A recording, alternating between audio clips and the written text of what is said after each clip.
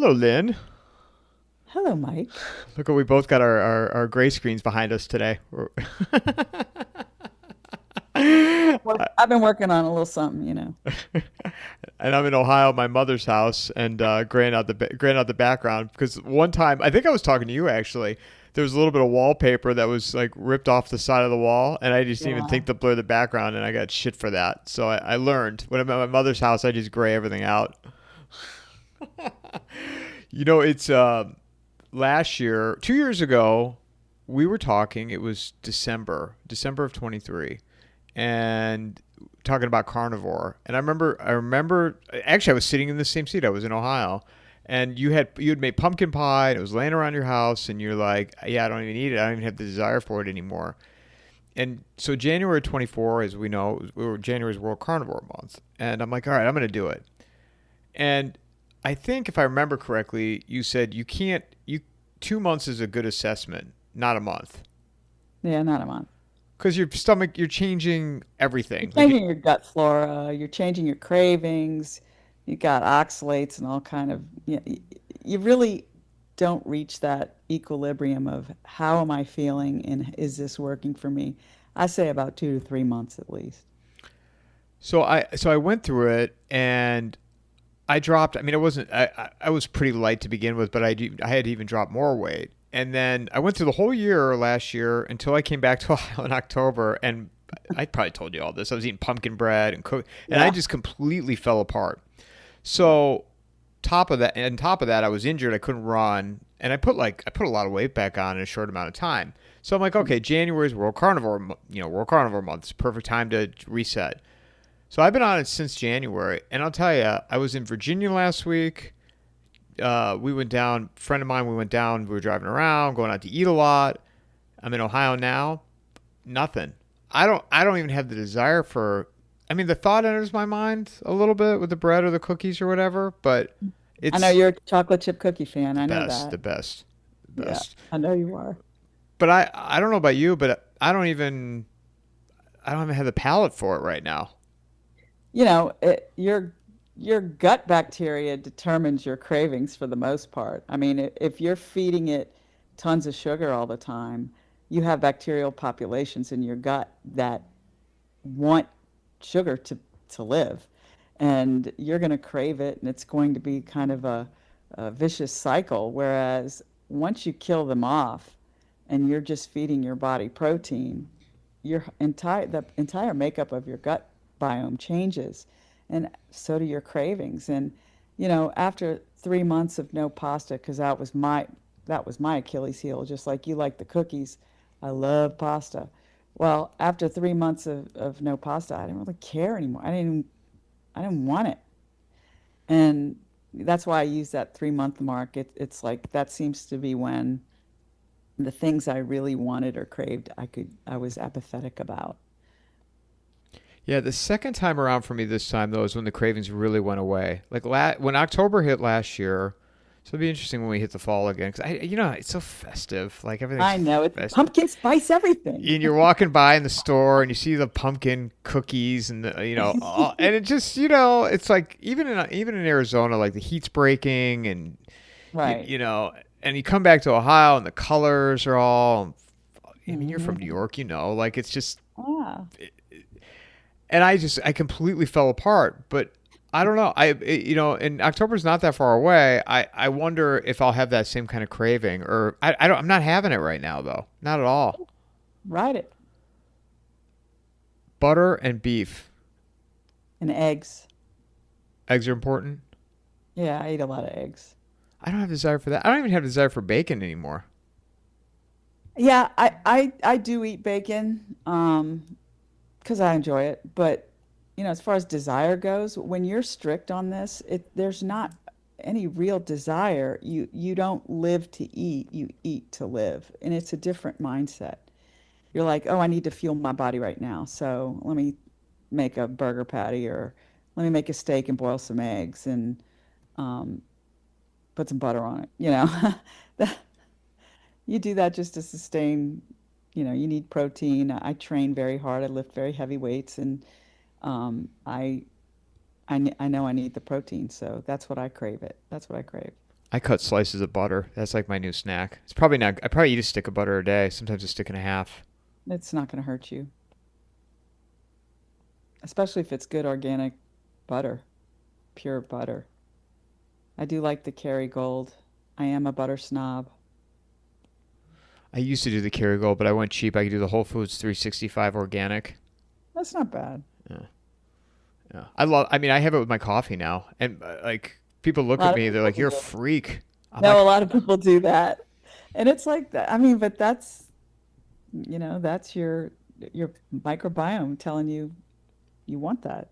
"What It's about better than, eating a big muffin and, you know, what about cheese? I do cheese. Any I definitely, specific? I love me some sharp cheddar. Always have. Sharper the better. But I like cheese. That's something I'll never be able to give up. I'd rather give up sweets, sugar, all of that. Cheese isn't going to be something I give up. Now, do you still pasta? You stay away from it? Last summer, I went off You for told me two. for a weekend. Oh, I was to say we were in New Orleans or something. No, it was 2 weeks when I was in Greece, and I ate everything in sight. Okay, everything. I had uh, pasta. I had, you know, everything Greek, everything Italian Greek, because when you're down in some of these islands, they're mostly Italian. And I had what you call it, not ice cream, but Italian Gelato. gelato every single day. And at the end of that 2 week period, I dropped 2 pounds. And it just occurred to me, in Greece, different islands are known for their different produce and their different production. I mean, they all do olives, and their olive oil is second to none. But you have Crete that provides all of the Greek Isles with their tomatoes, and then you have all these different produce on different islands based on their environment and their production and all this other stuff. And I got to tell you, I didn't feel like garbage at any time eating everything there. I mean, they use pure Italian wheat. I brought the kids we did a pasta class and had them making fresh pasta with Italian flour and all semolina and all this other stuff. Not one time did I feel bloated, inflamed, did my joints hurt, none of that. I came home first couple of days, I kind of had to ease back into carnivore. I felt like crap after eating that stuff here. And it made it quite easy to go back on because I couldn't live like that. My knees were killing me, my elbows were killing me, my wrists. I was like, what the heck is going on here? I think most of our food here is just trash. When they centralize all the food production the way they're doing, it's not the way to go. I mean, there's a marked difference in the food when you travel versus here. And so, the way I find it best for me here in the US of A is to find uh, a local farmer and do grass-fed beef and good eggs. The eggs I get delivered, I get my eggs delivered. And the place, Angel Farms, is where I get it from. Angel Farms feeds their chickens protein, meat.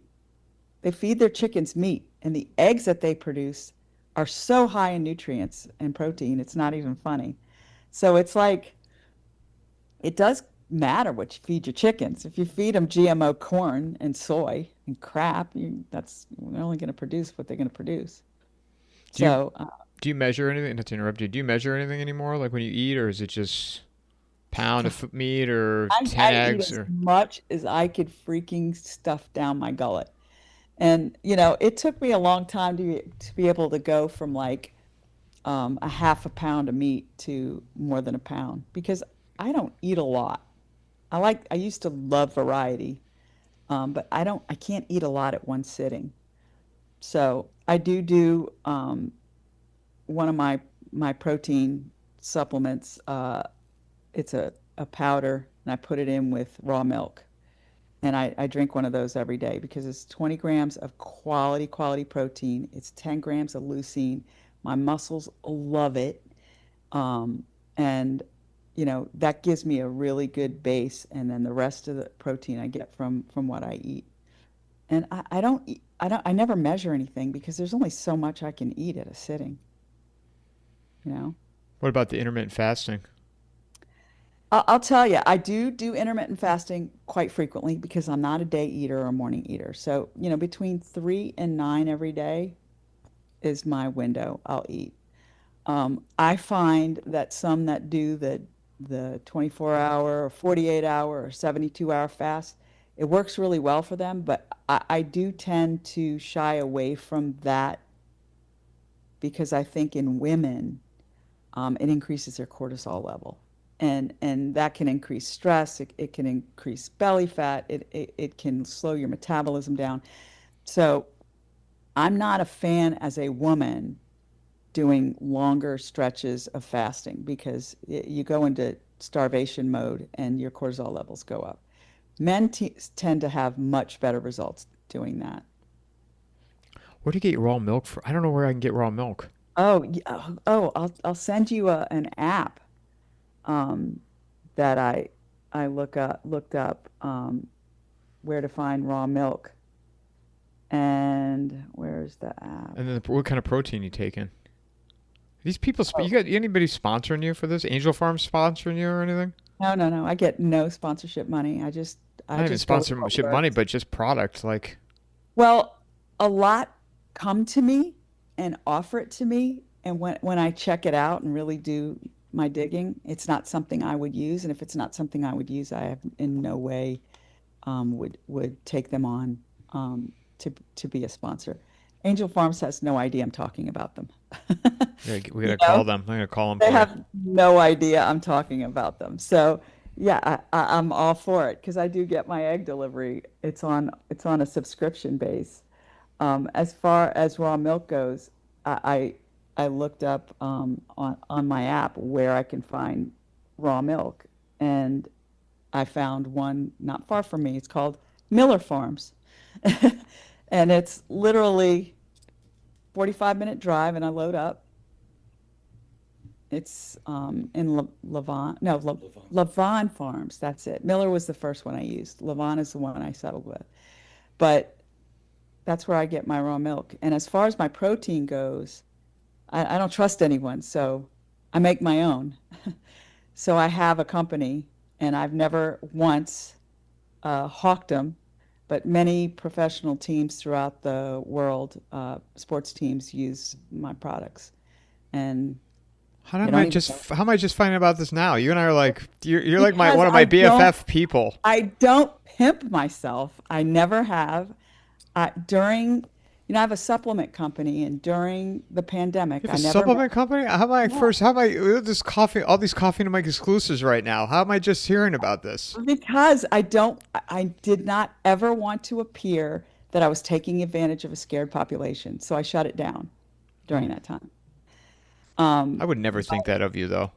You're one of the most, the highest like integrity of people I know.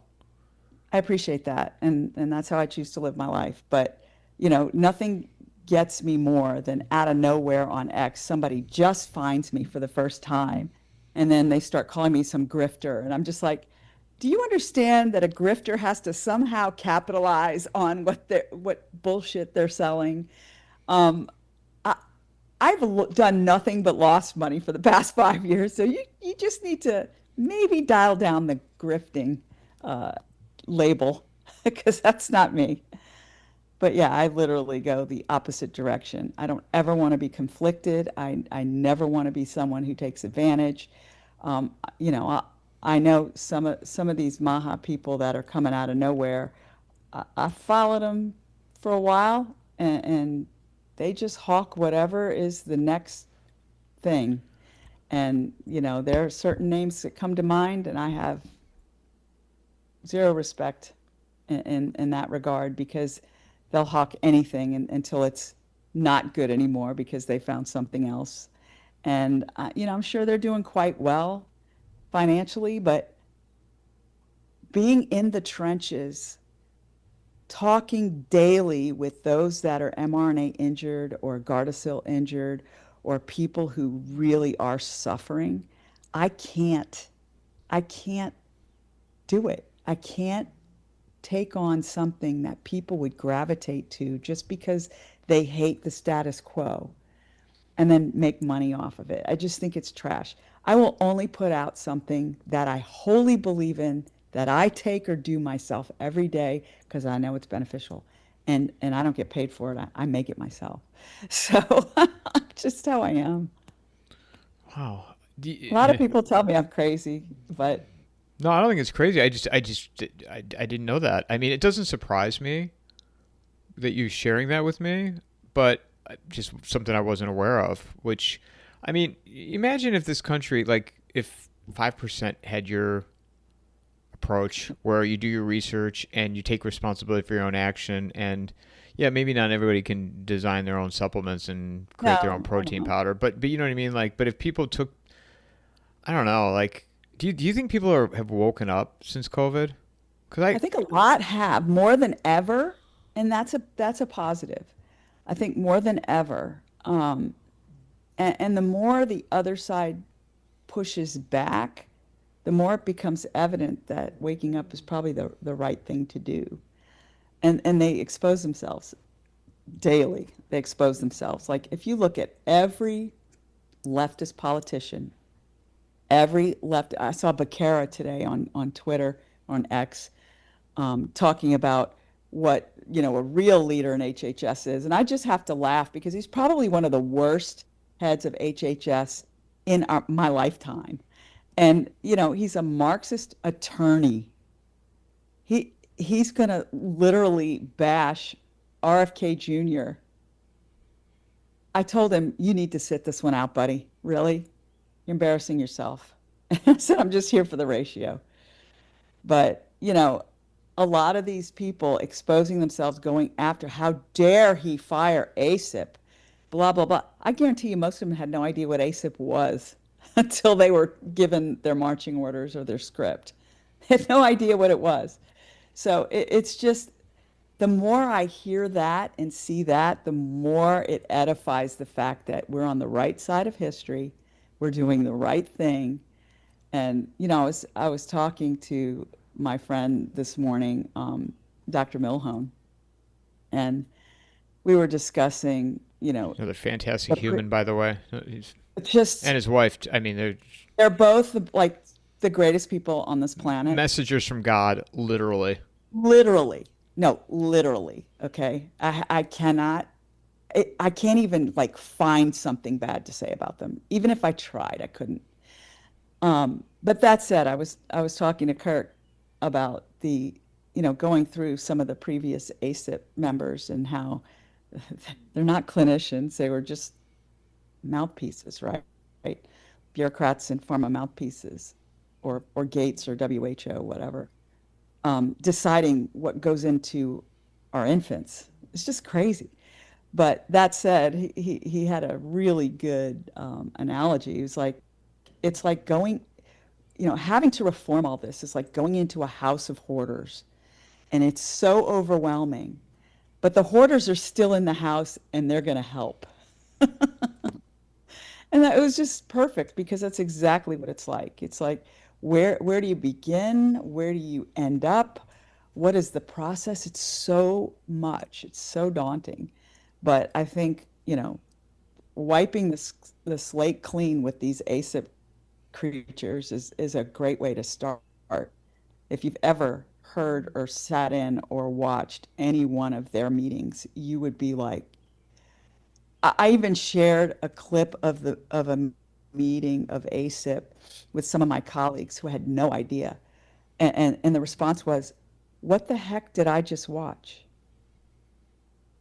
That was the response. I said, that's who's deciding what goes into our infants when and what doses. That's who's deciding. Okay? It's pretty frightening. Well, I was even thinking about Casey Means. I read somewhere she's pregnant. Is that Okay. is that out there? Yes, she's pregnant. So She's how to can you it. Huh? She said that, yeah. Yeah. So how can you take this job being pregnant and then you're having a baby and like, I don't, I could tell you one thing. You know, I had my two 17 months apart. So it was hard enough consulting, breastfeeding too, diapers and two.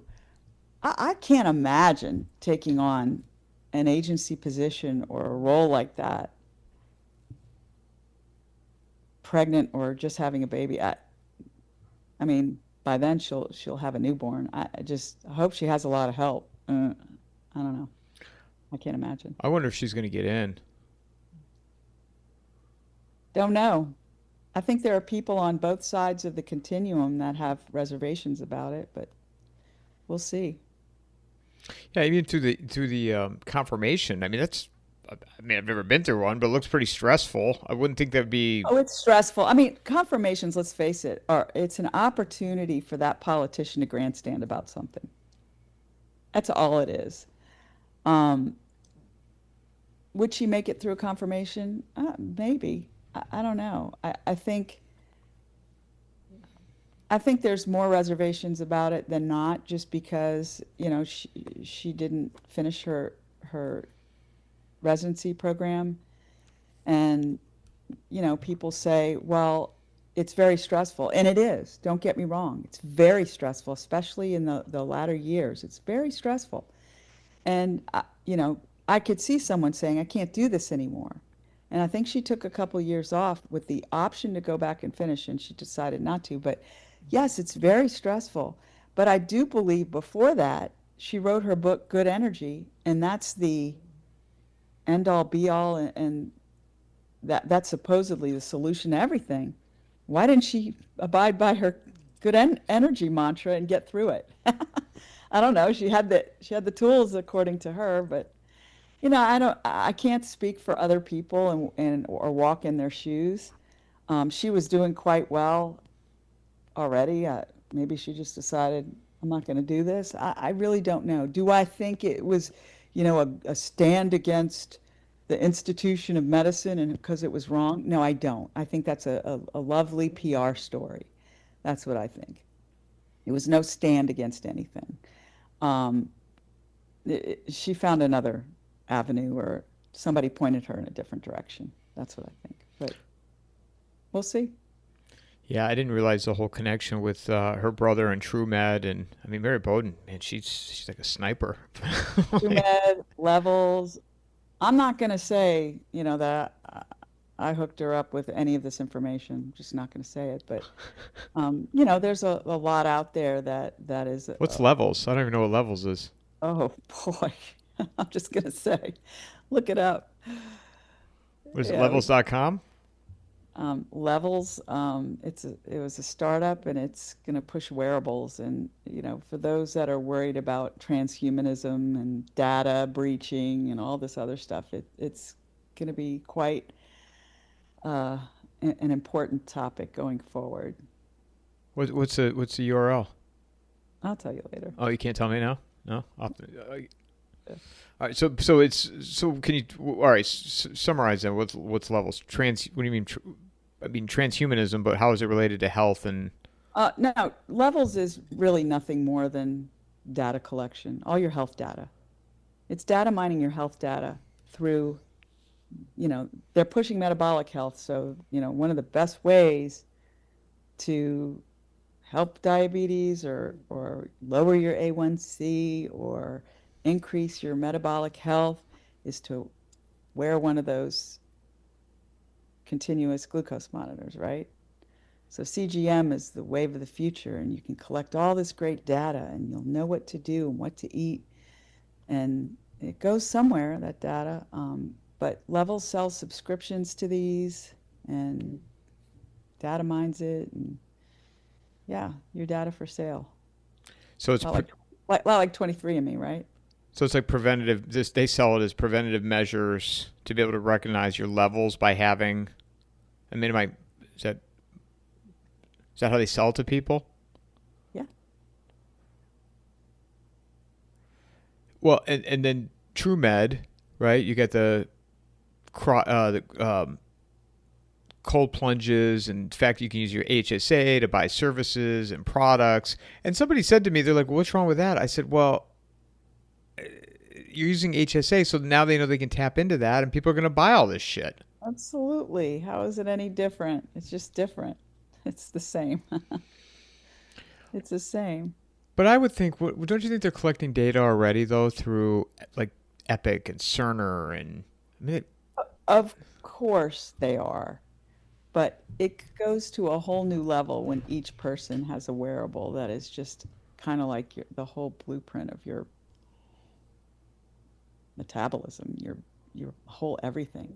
It's going to become, I mean, I don't know about you, but I know on my little Apple phone, I have all that health monitoring and health stuff completely shut off. I don't want to share any of that with anybody, but you know, people are wearing a lot of wearables and their steps and their this and their that, and it goes somewhere. And it's big money in data. There's big money in that data. This episode is brought to you by McIlvaney Financial Group. Their advisors bring a depth of knowledge and experience that allow them to serve their clientele with care, ensuring their financial needs are met now and in the future. Personally, I'm not saying cash is worthless, but you can see what's happening. It's worth less every year. Gold is the opposite. Click on the promo link in the show notes or go to www.mcilvaney.com/coffeeandamike.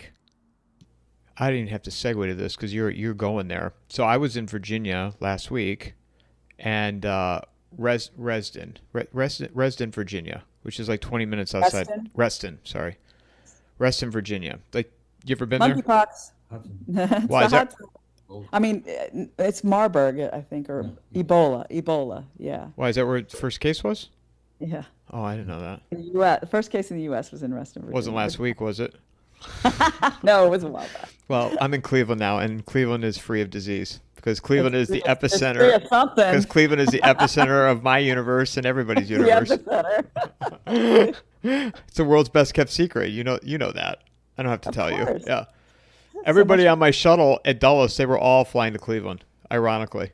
And if they weren't originally, they changed their flight after a 5-minute shuttle with me as I was telling them how great Cleveland was. People are looking at me like, what the fuck? So my question to you is the Cleveland Tourism Association paying you? No, I'm part of a movement. I'm the Cleveland movement. A bowel movement. No, I'm just kidding. But you know how there are data centers all over the place in Reston. Mm-hmm.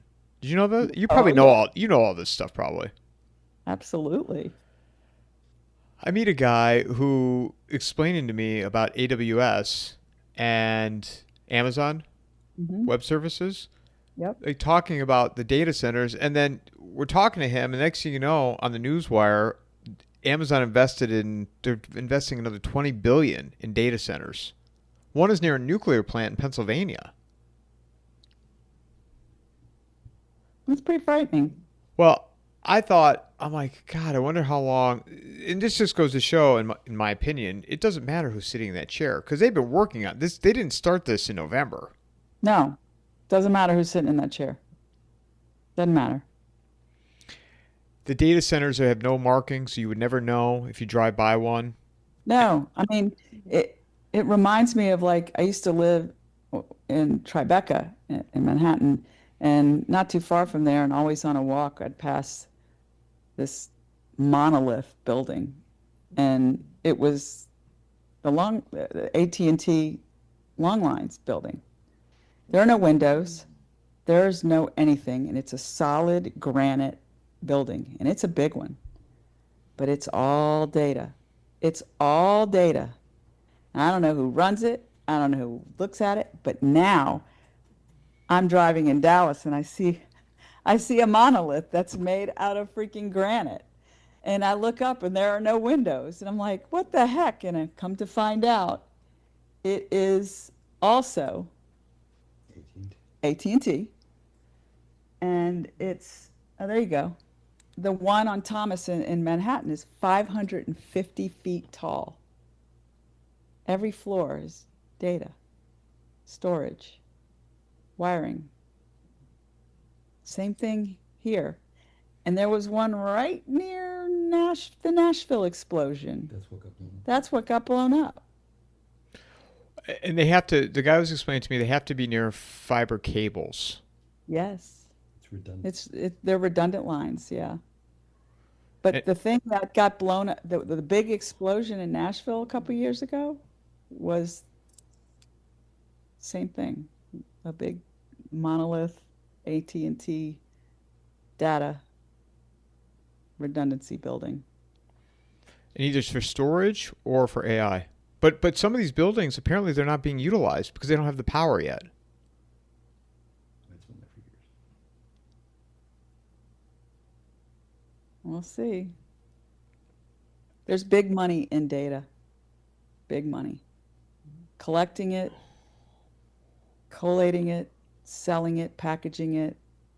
Big money. And everything seems to be everything is being centralized. That's the worst thing you want.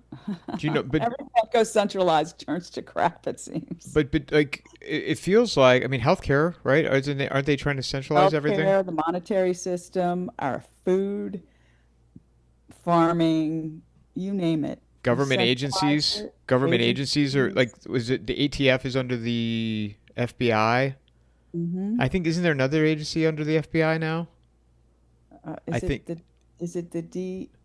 It's not DEA, is it? It could be DEA, but ATF for sure is underneath it now. I mean, just think.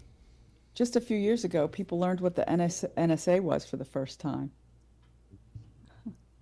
It's not an agency. There's no such agency.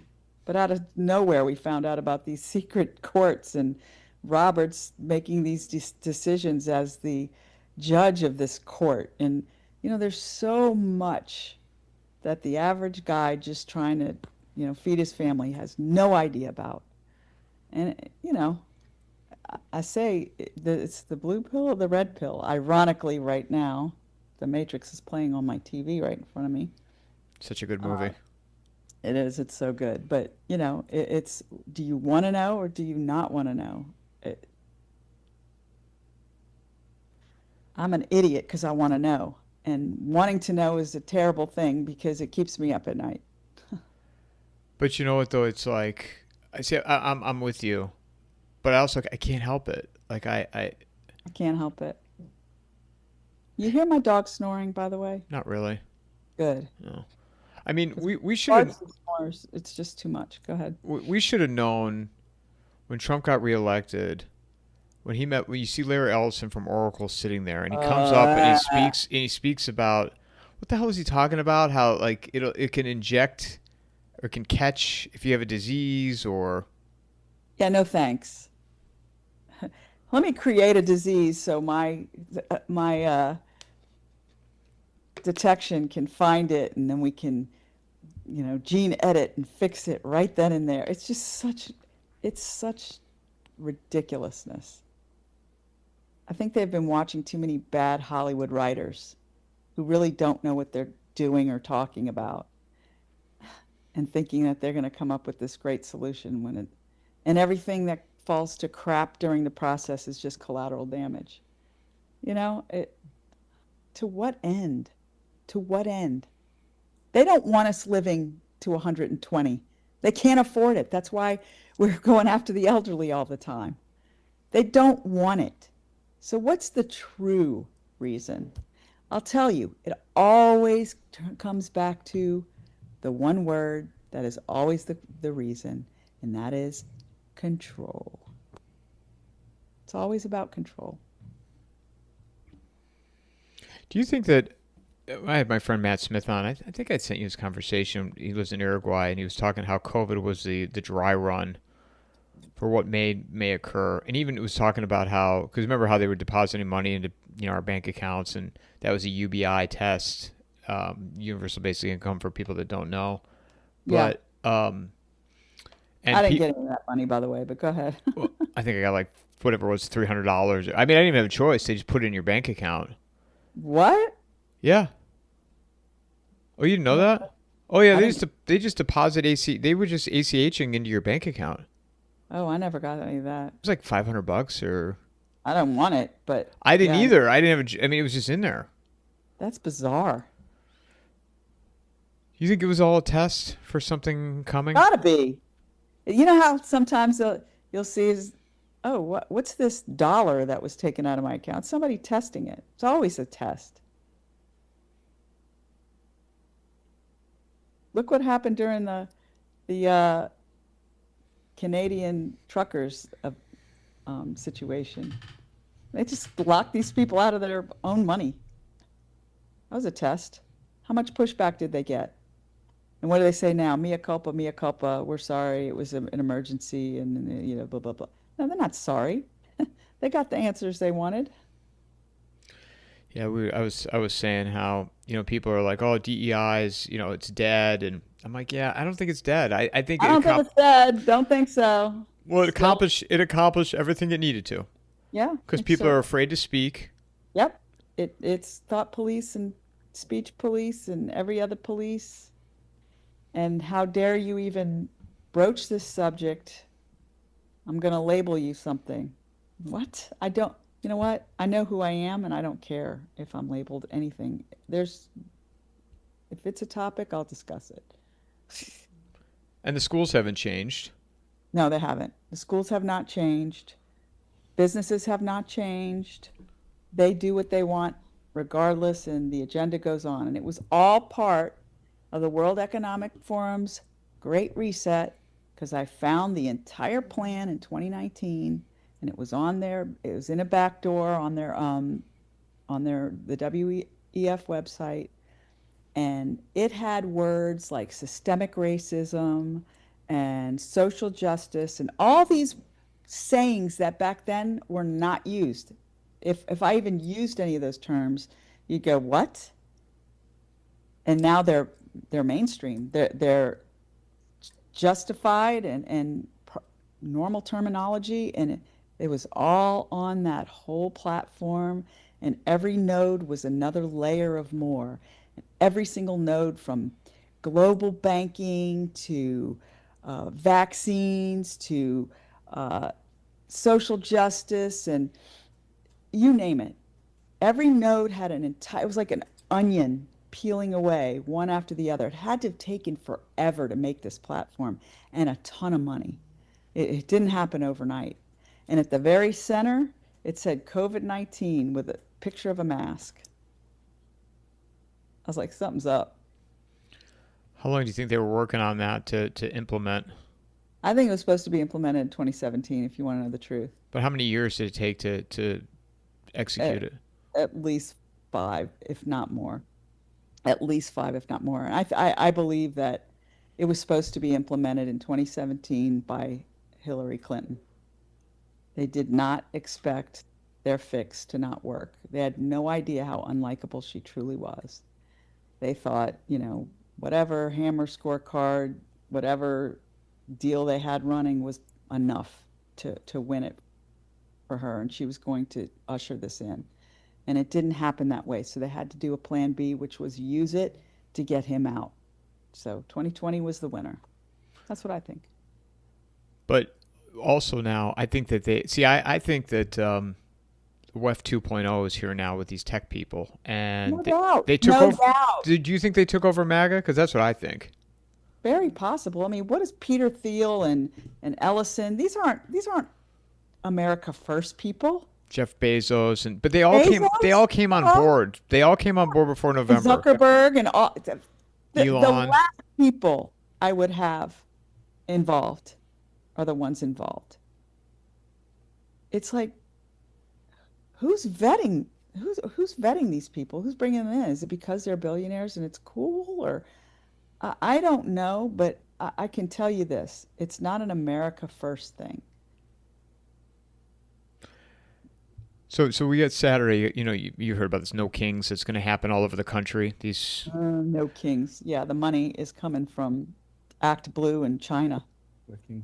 Oh, is that well? So here's the question that I asked myself, because MAGA has been overtaken by all this in my view, and I'm like, people better be careful what they wish for. You see what's happening in LA, and you see these photos I'm like, none of this is by accident.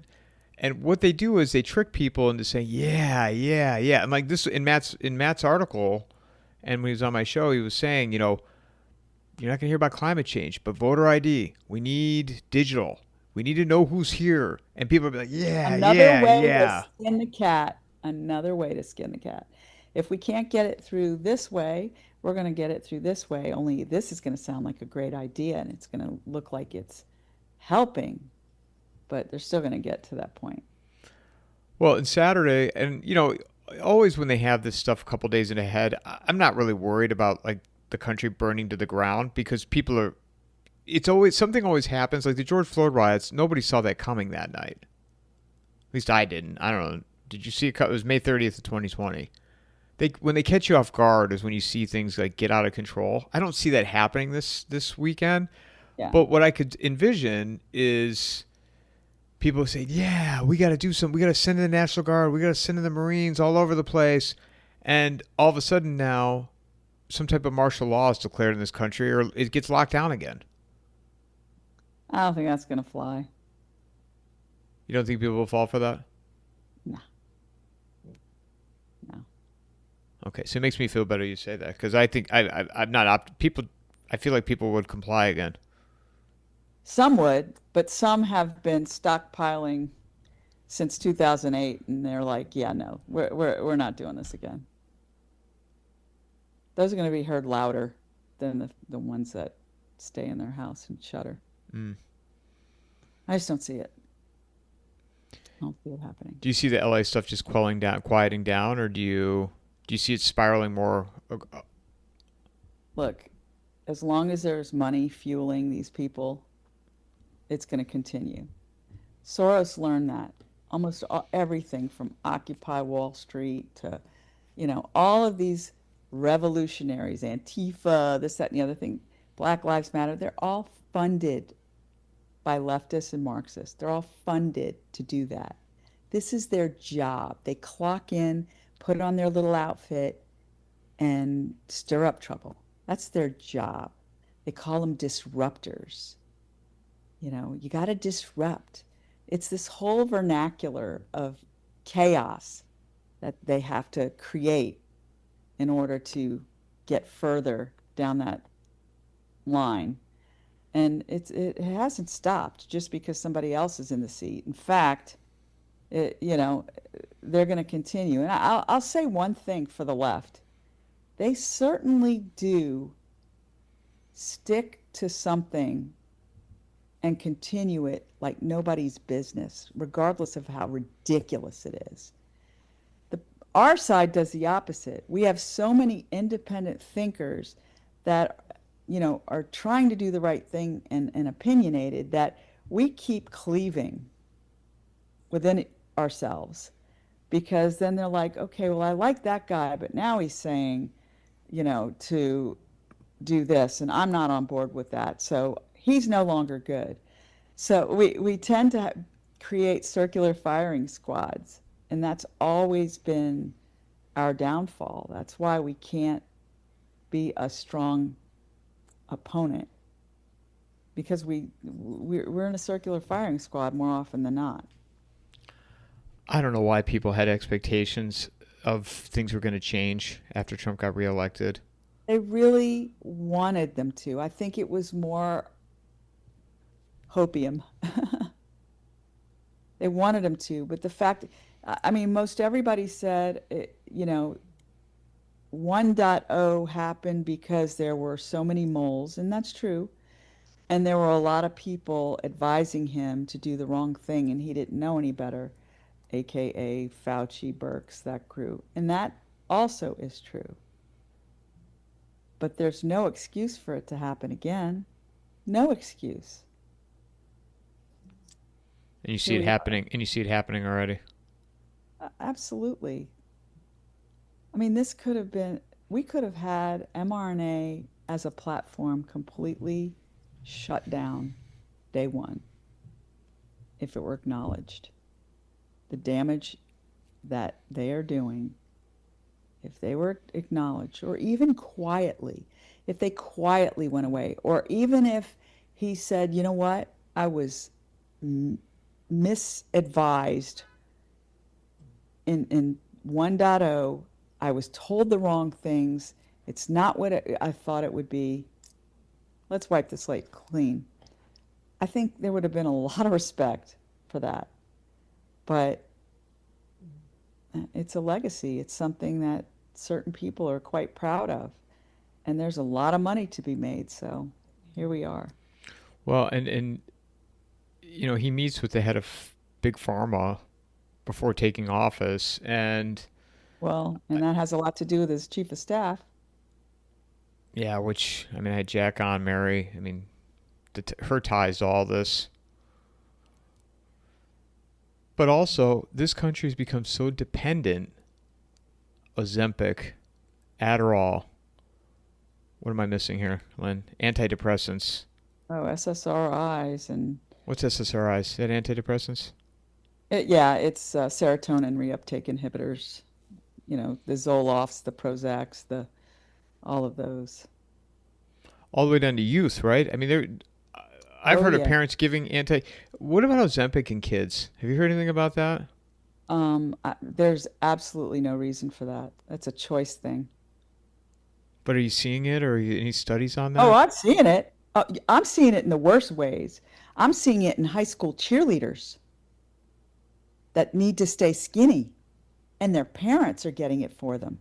That's what kind of sick crap I'm seeing. Skinny high school cheerleaders. I can point them out when I see them on Instagram. How can you tell? Oh, they look emaciated. They look older than they are. They start having a bow in their legs. You can look at their musculature is just evaporating. You can pretty much tell. And an adult or a grown person, like Sharon Osbourne or those types, they look awful. They look like the Crypt Keepers. Are men taking it too? Gotta yes. be. Everybody's taking it. Not everybody, but you know what I'm saying. They don't discriminate on who's taking what. Do I think there is a place for it? Yeah. There's a place for everything in moderation for certain reasons. Risk reward, risk benefit in every single person. If the risk is worth the benefit, because the benefit, without the benefit, they would become insulin dependent or heart disease or like really serious things, and 6 bills plus, 600 plus people. If they need to be put on track, if they need to be reset, if they need to drop a few pounds in order to become mobile, by all means, do what you got to do. But these same very people that are doing it for quick weight loss or whatever are going to actually lose so much muscle over the fat that oftentimes they become, what I say is, malnourished, because they still have a lot of fat, but they've completely destroyed their muscle. They ate up all their muscle. And you're not going to get these people to go train 3 to 5 times a week, because if you could get those people to do that to begin with, they wouldn't be on it. And they just stay on this forever, on the doom loop. Yeah, the doom loop.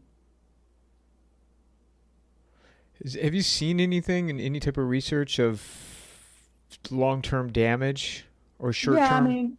Yeah, a lot of people have reported problems with their vision, the very things that it's supposed to help against, heart disease, diabetes, not necessarily going away anytime soon. The loss of muscle, the senescence, that's the cellular aging, all of that is tied to it. We don't know about cancer, do we? These were peptides that were around for a long time. This isn't a new thing. What's new is the capture by pharma. Because what Fauci was really good at is he would see something that worked that was like OTC, and he would take it off the market and have a lottery for his buddies at pharma. Who gets to develop this and have a, 20-year exclusivity patent? He did that with AZT. AZT was the most toxic drug for any human to take in history. It was called Compound S, and it sat on a shelf looking for a disease. They didn't know what it was going to be for yet. They just knew they had this compound. It was highly toxic, and it sat on a shelf looking for a disease. When HIV came around, hey, we have a disease. Let's have a lottery. And Fauci gave it to Burroughs Wellcome to develop. And everyone who took it died. That's what they do. That's what he did for Ozempic? Ozempic was out there for years. And it was a peptide that you can order from anywhere. And they was it called Ozempic? Not to interrupt you. Was it called Ozempic? No, it's semaglutide. It was just semaglutide. Semaglutide is now Wegovy and Ozempic. It's the same drug. Only one developed it for weight loss, and another one developed it for diabetes.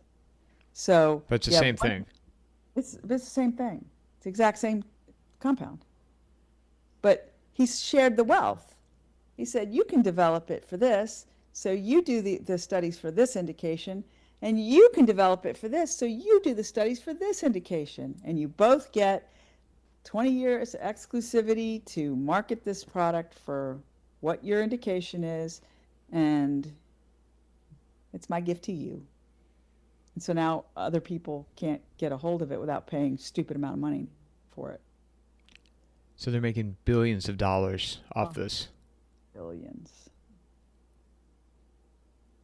I didn't realize it comes down to something that simple. Yeah, it is. And it seems like that the peptide thing is another one of those things. I met a woman she's a couple of years older than me, and she's in great shape. And she told me that her shoulder is a wreck, her rotator cuff. Yep. And she said she won't get surgery. She takes peptides. Yeah, they do like, what is it? BPH 157 and TB 500 or whatever. And they order them from God knows where. And they inject them for cellular repair.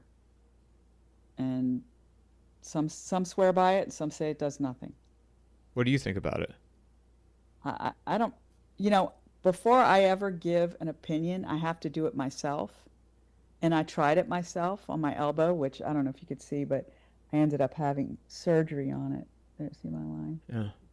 I tore my tendon right off doing heavy cleaning presses. But from doing that, I tried it. And I'll tell you, I'm probably one of the only people on the planet, but I was allergic to it. My whole arm swelled up like this, was solid red, warm, itchy, the whole 9 yards. And I was like, yeah, this isn't for me. So I quit taking it. But I can speak through my experience that it didn't help me at all. Being a coach, I have tried it in several athletes that it helped. Nagging things, inflammation, hamstring issues, little things like that. But where there is like a rotator cuff tear, it's not necessarily, depending upon the degree of your tear, it's not necessarily going to repair that. Where you have like labrum torn up to spaghetti, it's not going to help you. It may take down some of the inflammation, but that issue is still present unless you repair it. So some swear by it. Some say it does nothing. After learning about all of the contamination in the vials for this mRNA stuff, you have to question the manufacturing process. You have to. You can't just inject things and not know what's in it. And I urge people to do that first. Find out exactly what's in it. If you can't, then don't do it. This is the problem with people, though. Like nobody wants to hold themselves accountable, and nobody wants to. You go through the grocery store, coming back full circle. You go to the grocery store, and sometimes I'll take stuff that I used to buy, like eat when I was younger, and like just flip the back of the box, like Little Debbie zebra cake. Do you ever eat those? Oh God. Those are Those things can out for like decades. There's a reason. even back then, I tell myself maybe they were healthy back then. No, they were never healthy. Never. They've gotten much worse, don't get me wrong, but they were never healthy. Something with no expiry that's been baked. It's just like, Didn't I send you a picture? They have frozen peanut butter jelly sandwiches now at Whole Foods. Was that you I sent that to? I think a long time ago. They have have you ever heard? They have frozen peanut butter jelly sandwiches at Whole why? Foods. Why? You put them in the oven for like 5 minutes or 3 minutes or something, or It microwave. You takes can you three microwave them. minutes. It takes you 3 minutes to make a peanut butter and jelly sandwich. Why would you do that? That's ridiculous. They have macaroni and cheese bites that are frozen. That's disgusting. But this is the kind of stuff that But honestly, but it's a choice. And that's why I never understood going after Fruit Loop dyes so vehemently when we're injecting babies with what I believe a carcinogen, a gene product. You know, you're injecting babies with this, but we're going to go after Fruit Loop dyes. These are choices. Educate the population. Say, look, this contains this that does this. You don't have to buy it to sustain life. You don't have to eat that stuff. You know? yeah, I don't. Do you see that child schedule changing at all It with has this? to. But do you think with this administration though? I don't know. I'm like sitting here saying, if it does, I'll be so pleasantly thrilled. But if it doesn't, I won't be surprised.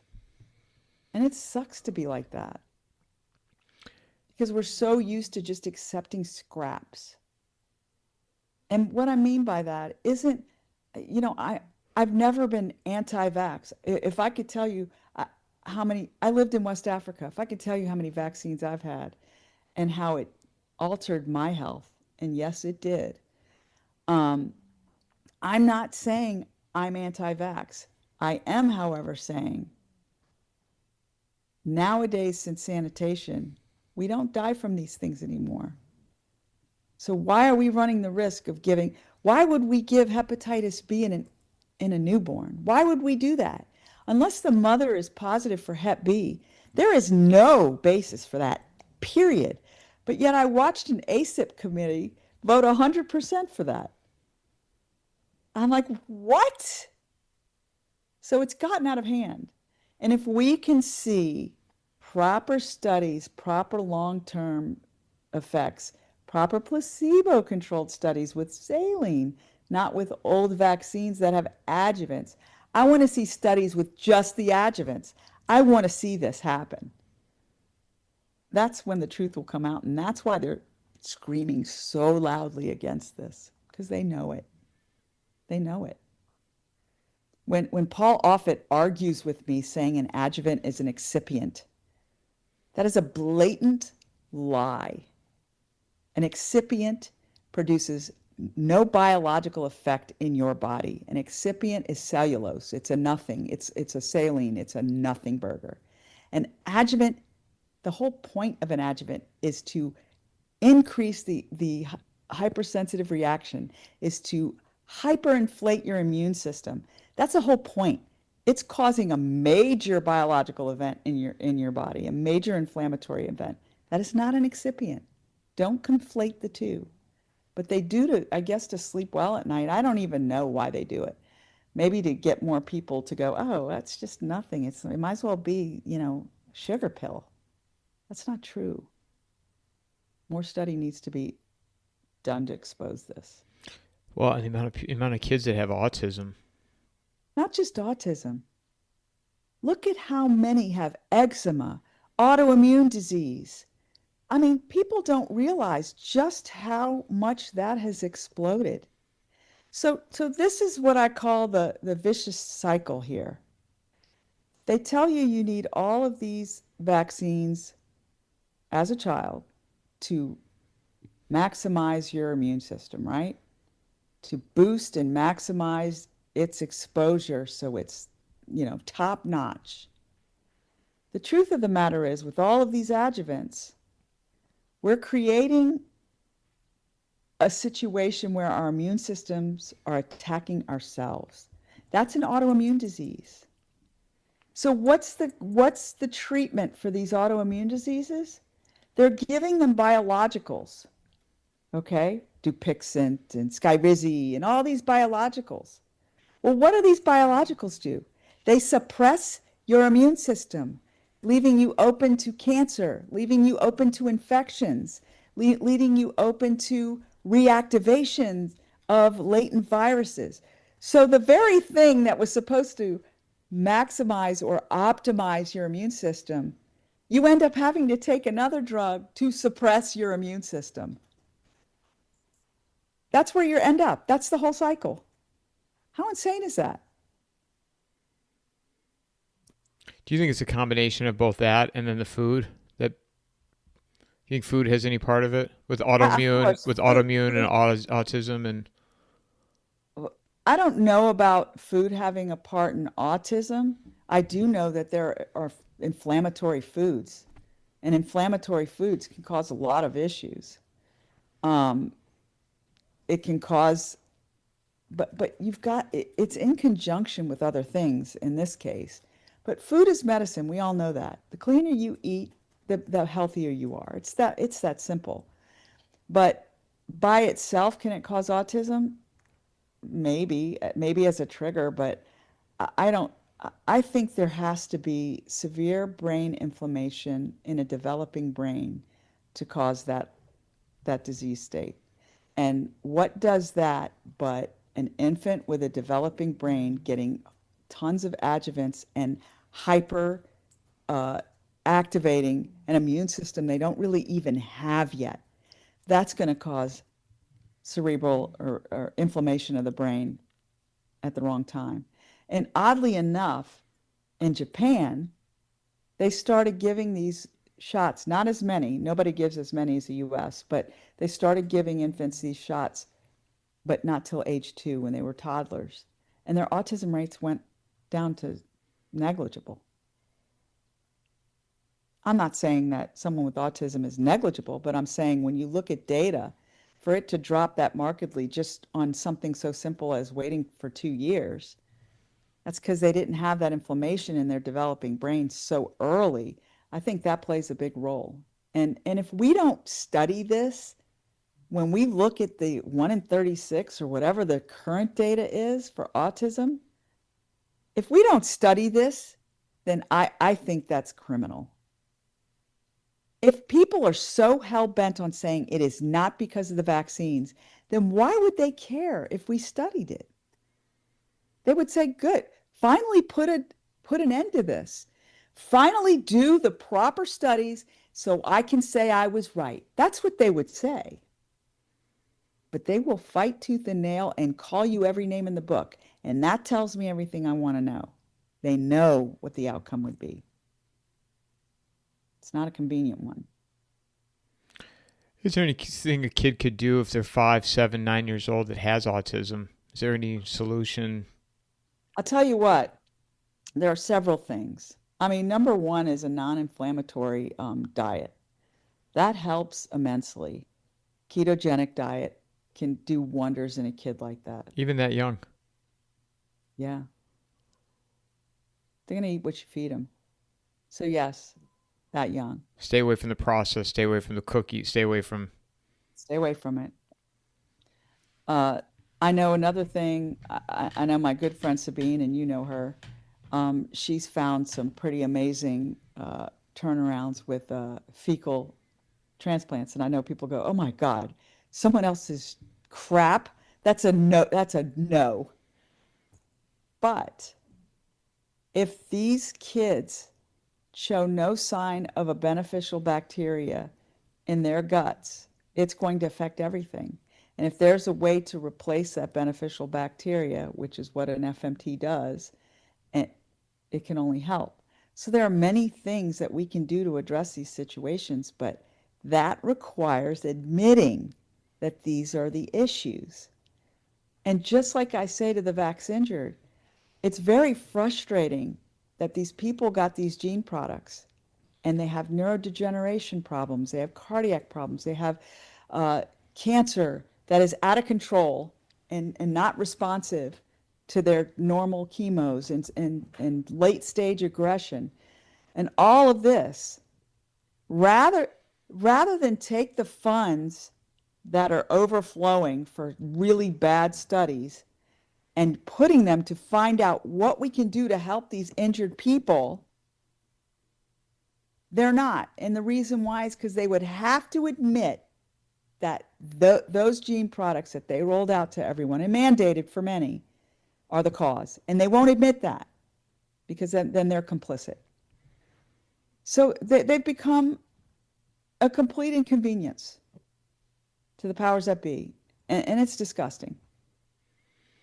Yeah, I'd heard an older guy who I haven't seen him in a while, but he had prostate cancer, and I saw him last October, and he was in bad shape, and hadn't seen him again. But last I heard, he's still alive, and he started taking ivermectin, and he's still alive. He's in his 70s.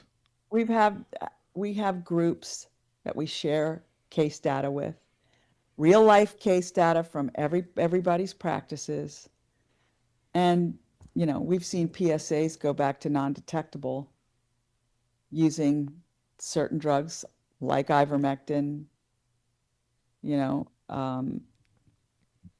prostate cancer, seeing it go to NED after a certain amount of time, several months. So, is it the magic bullet for all cancer? Absolutely not. And I pray that people don't think that it's the cure-all, because it's not. Can it help other drugs, other conventional therapies? Yeah, I think it can help. Can it turn around certain cancers more than other things? Yeah, I do believe that as well. But, we have to put a lot of money into this to really find out. And that money isn't going for this. It's going for what is going to create trillion-dollar profits. And this isn't one of them. You seeing a lot. Sorry, I didn't mean to cut you off. I was going to say it's not incentivized the same way. Do you think we're past the peak of the vaccine injured? No. Mm-mm. Close? Mm-mm. 4+ years now since these were rolled out? No. I don't. The more cancers. Billions of doses have been doled out. Billions, okay? We have a lot injured, but it's not over. And this being a gene product and the mechanisms that it in the downstream talk that goes on in our body, in our biochemical mechanisms throughout our body, that's affected by not only the lipid nanoparticles, the persistent spike protein that is pathogenic and non-self, and the contamination from the adulterated manufacturing process. All of these things take time, and they do surface. They surface. I know people that were on day 2,000 of them having circulating spike protein in their bodies. On day 2,000. Working with people like Dr. Kevin McCairn, working with people with Dr. Kevin McKernan. Well, he's not a doctor, but he should be. He knows far more than any PhD I know. But working with these people for so long now, we're finding ways to detect it. We're seeing people with it circulating that are highly symptomatic still to this day. Those that rolled out something that will endlessly produce a foreign protein non-human foreign pathogenic protein in your body indefinitely, thought this was a good idea. They have no control of what cells are going to take it on to produce it, no control of how much it's going to produce, no control of the dose of what the signal is to produce it, and no control over all the contaminants and what they do and the frame-shifting foreign proteins that they produce in your body. They have no control over anything, but they rolled it out. Never did I think this was a good idea. And if I didn't think that, how did so many do this? I just, it's kind of crap that keeps me up at night. Plus the long term, all the young people, right? I mean, how many more miscarriages? How many more? How many 6-month-old got it? It was on the childhood schedule. These parents were coerced by their pediatricians to get it. COVID was never, ever concerning kids. Never. And I'm not saying that it was appropriate in elderly either. It's not appropriate for anybody to get these gene products. But to put it on the vaccine schedule, and there's only one reason why they pushed for that, is because they get indemnity when it's on the childhood vaccine schedule. There's no liability when it's on the childhood vaccine schedule. If they had not pushed for it to be on the childhood vaccine schedule, they wouldn't be eligible for that indemnity. And they would be up the creek. So they got it on there. Did they take it off yet? I know they're recommending not getting it, but did they actually take it off the child schedule? Well, it's still on there. They say for certain groups. The very vulnerable groups that shouldn't get it. That's who they say. And on that list is pregnancy as a risk factor, by the way. So it's kind of like, okay, you said you're taking it off, but it's still on there. But it's really for just certain groups. But those groups, there's no evidence anywhere showing benefit in those groups. None. So is it a compromise for pharma? Is it a compromise for the government? Who's really benefiting by any of this? Nobody. Nobody that matters. None of the recipients are. So it's still there. That's what I don't understand with all this. I know we're running out of time, but with Kennedy, it's like if you're going to get stonewalled, why even jump into this? Why get yourself involved? I don't know. I mean, me personally, if I'm in the position, man, I'm going to go scorched earth. I'm going to get everything as buttoned up, as scientifically sound as possible, so there's no argument. There's no debate. There's a way to design these studies and run them to where it is ironclad with no question. And they have the money to do it. So either go into it and do the right thing or step aside. But I do think that he is being somewhat reined in by certain people, to name a few: Trump, Susie Wiles, Bill Cassidy. There are a lot of people in the background that have reins on the situation. So I don't think that he has just this unencumbered free reign for everything.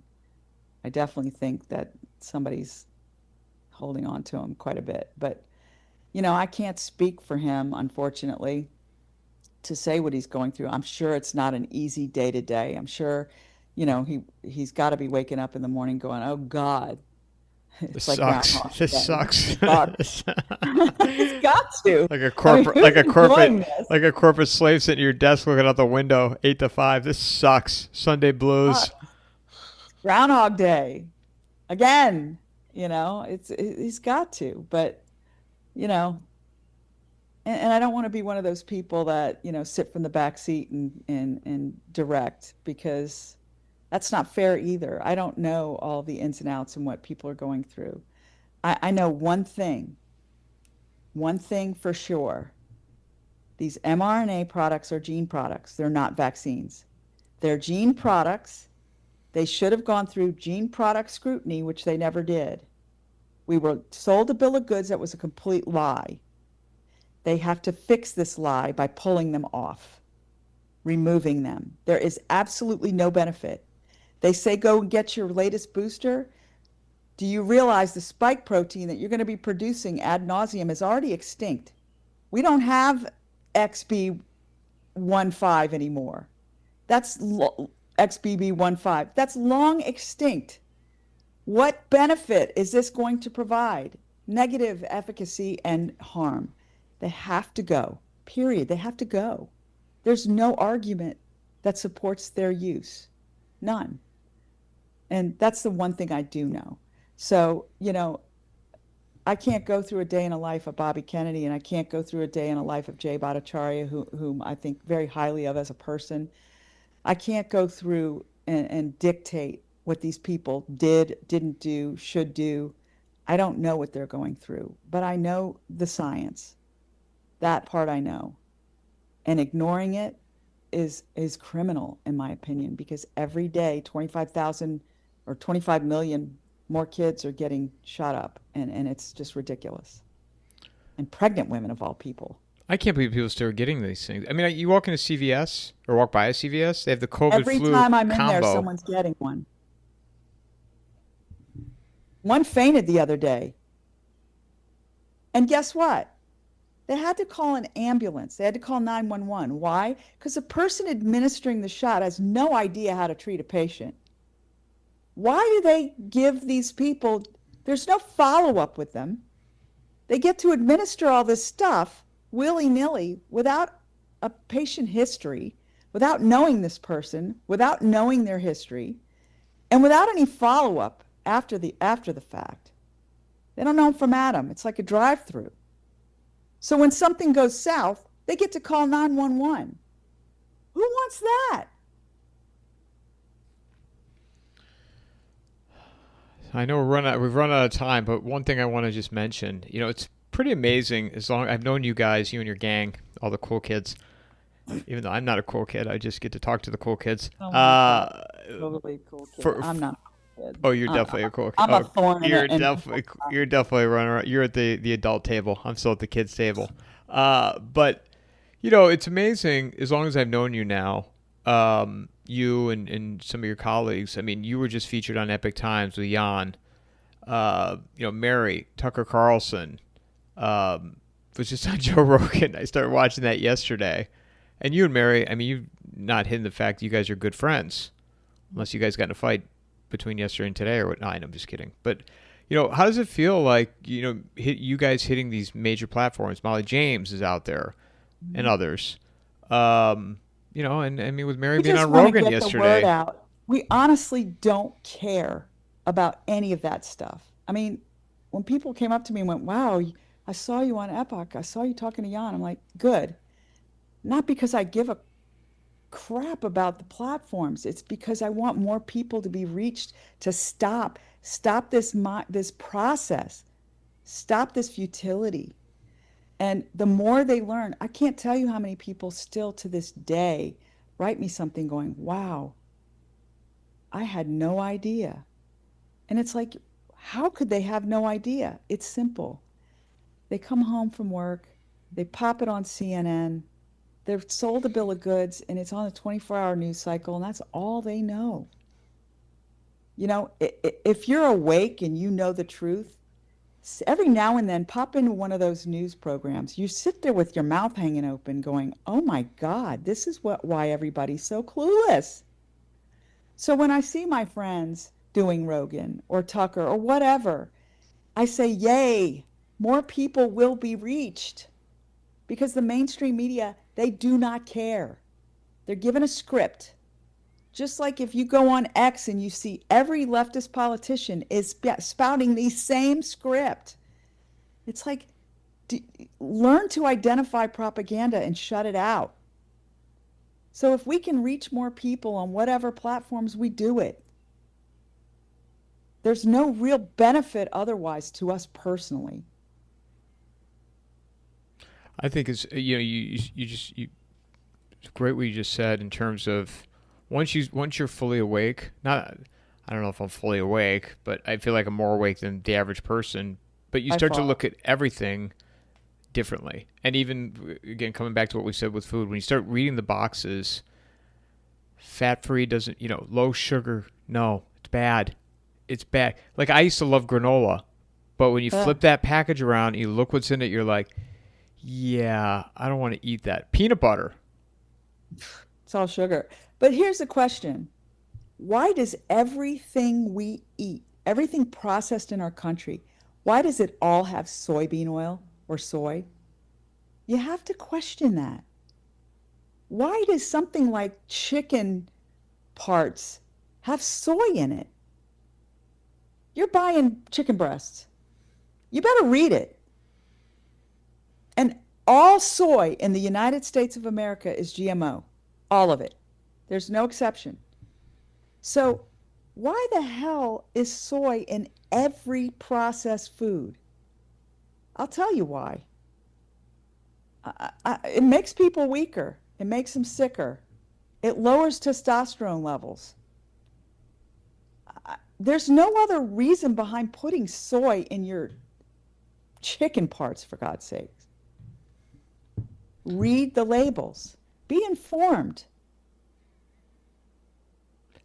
And in simple terms, if you don't want to go in depth, say, all right, if I don't know what this means, I probably don't want to eat it. Like if there's an emulsifier in chocolate, and I know this because I used to buy this chocolate. It had I get it from Whole Foods. I don't have it anymore, but last year when I fell off, I was eating it. It had cherries and nuts, but it's emulsifier. There's an ingredient called emulsifier.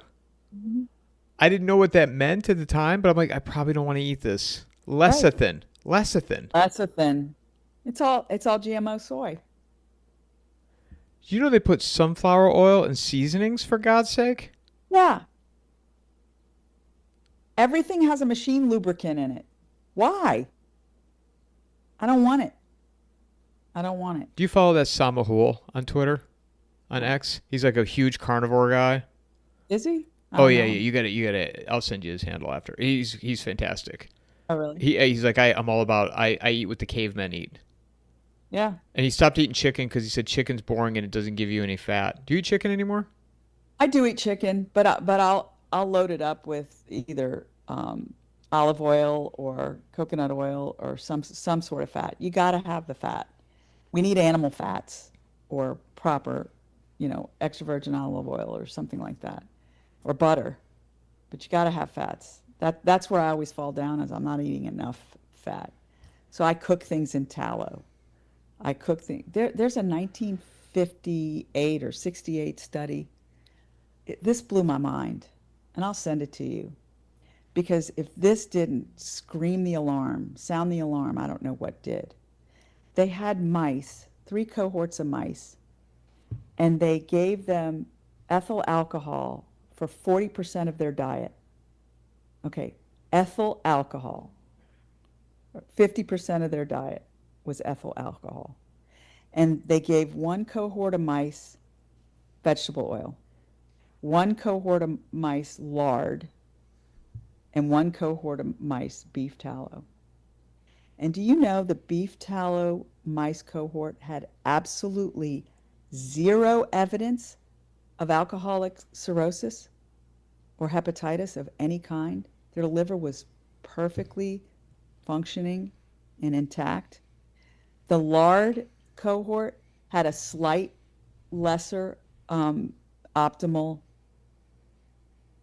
protection that the beef tallow cohort, and the vegetable cohort was all. Somebody else did a cohort, none. And the vegetables worse than none. That's my biochemist husband. Is it your bodyguard? My bodyguard's a biochemist. But can you believe, as early as the 60s, they knew that animal fats protected your liver in a profound way. This is not just a fluke, in a profound way. And yet they turned everything over, called animal fats dangerous, and replaced everything with canola oil, vegetable oil, and garbage. Machine lubricants that belong on machines in a factory, not in your body. So I pulled up Sama's X handle really quick just to read a couple things. I don't even know what the guy's background is. It says he lives in Wales, but he wrote, I'm going there soon. I ought to look him up. You should. So here's what he just wrote an hour ago. You don't get side effects from taking medication. It's just your body reacting appropriately to being poisoned. Well, that's correct. It's not wrong. Food companies putting seed oils in every single thing we eat for no reason other than profit margins. And they show the guy from Mad Men or Breaking Bad. Yep. The reason sugar fasting, because this whole not what is it, a sugar diet now? Is it the new? No thanks. But go The ahead. the reason sugar fasting works for some isn't anything to do with sugar. It's protein restriction. Restricting protein below 10% of calories spikes FGF-21, which can increase caloric burn by 20%. But as Yeah, good great. as but as good as it sounds, eating 800 grams of sugar a day is going to massacre your liver. So if you're going to do protein restriction, do it with fat instead. Correct. Animal fat. Ground beef is the best and the cheapest cut. There's no reason you can't do this diet on a budget. A tiny 200-gram serving gets you 181% vitamin B12, 58% vitamin B3, 53% vitamin B6, 23% vitamin B2, 22% vitamin B5, 81% zinc, 49% phosphorus, 52% iron, and 17% potassium. He's right. Here, I could read this to you all day. Maybe next time we'll do I an mean, episode. honestly, eat a burger patty and a couple of eggs, and that's fuel. It's fuel, pure fuel. He said, somebody asked him, don't you find carnivore restrictive? First, go find someone who's eating whatever they like and ask them whether they feel restricted by exhaustion, calorie counting, scale watching, irritability, excess weight, constant stress, brain fog, sugar cravings, gut issues, inflammation. Then you come back and ask me how restricted I feel by my way of eating. I'm telling you, this guy's the best. I got to meet him, but I'll tell you, it's funny that you say that because I was just talking to a good friend of mine this weekend who went carnivore based on what I do. And she's now a year into it. And she has never looked better. She's never felt better. All of her issues, she had horrible digestive issues, horrible. She doesn't have any of it anymore. She is the best she's ever been, okay? And people are offended by how she eats, literally offended. And for her birthday, she went out to dinner to a steakhouse and they were eating. And her dad goes, will you at least have a piece of birthday cake? And she goes, no, thanks. I'm good. I mean, she's like looking at this giant New York strip going, I'm in heaven right now. And he goes, you don't have to deprive yourself. It's your birthday. I mean, and people get angry. They're like, why are you doing this? You're depriving yourself. I will never deprive myself. And, and what they don't understand is when you're into it and you're fully committed and you feel the way you do, there's nothing that feels like deprivation. Nothing. And she says, no, I am good. I am not deprived. I am happy as a clam. I feel the same. But it's you well, and he wrote a thing how you go to the doctor, you go to the hospital. If you're addicted to drugs, they tell you to stop taking drugs. If you're an alcoholic, they tell you to stop drinking. You're diabetic, they'll give you some type of sugar. Why not? And the irony of all this. And stack and stack and stack. Oh, your antidepressant doesn't work? Well, I think it's time we add this so they can work in combination. It's like everything's a stack. And with every new compound you introduce into your body, you're going to have a side effect. Something else is going to be off. We have a state of equilibrium that is completely thrown off. And you keep stacking on all these compounds and take them. You got to start with the basics. And that's just your food. Start with the basics. And I guess my biggest pet peeve, at least with what you're eating, it goes through your metabolic system. Your liver does its job to detoxify and all this other stuff. But when you inject a toxin, it bypasses all of that. So our regulatory for injections should be 10 times more stringent than the therapeutics that the oral therapeutics we're taking. They should be 10 times more restrictive. But it's the opposite. They're much less restrictive than that of getting a therapeutic approval. The entire vaccine division needs to be completely overhauled. It's all wrong. Yeah, let me read you one more. Two more. He said, fiber has been shown to lack any meaningful ability to lower fasting blood glucose. But you know what Sure. would? Just not eating the carbs in the first place. It's really that simple. People really need an excuse, though. They need an excuse so they can go have what they want, what they think they want. Worried about scurvy on carnivore? Don't want to stunt your thyroid? High LDL making you nervous? Concerned about how your gut can survive without fiber? The drop in free testosterone threatening your gains? Don't want to lose your hair? Feeling bad for the animals? Want to leave an intact planet for your grandchildren? I've debunked each and every one of the alleged dangers of the all animal diet in my latest article. Yep.